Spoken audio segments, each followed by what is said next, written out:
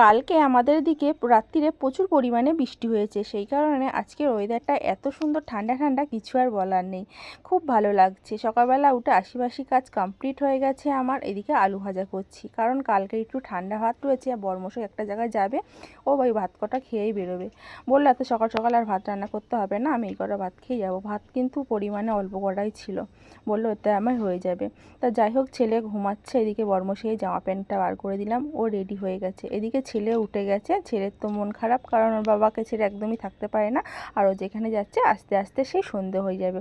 ওর জন্য দুঃখ করছে, বাবাকে কখন আসবে বলেই যাচ্ছিলো। এদিকে বরমশাই তো রেডি হয়ে বেরিয়ে গেল। আর আমি ওর কাছ থেকে 200 টাকা নিয়ে নিলাম, কারণ আমার আজকে আসবে একটা পার্সেল। আসার কথা রয়েছে, কিন্তু আসবে কি জানি না, তার জন্য টাকাটা নিয়ে রেখে দিলাম। আসলে অবশ্যই দেখাবো কি কিনেছি। তা যাই হোক না কেন, বরমশাই বেরিয়ে হলো, চলো ছেলেকে এখন ব্রাশ করাবো, বিছনা গোছাবো, অনেক কাজ পড়ে আছে। সকালে টিফিন কিচ্ছু আমার এখনও বানানো হয়নি।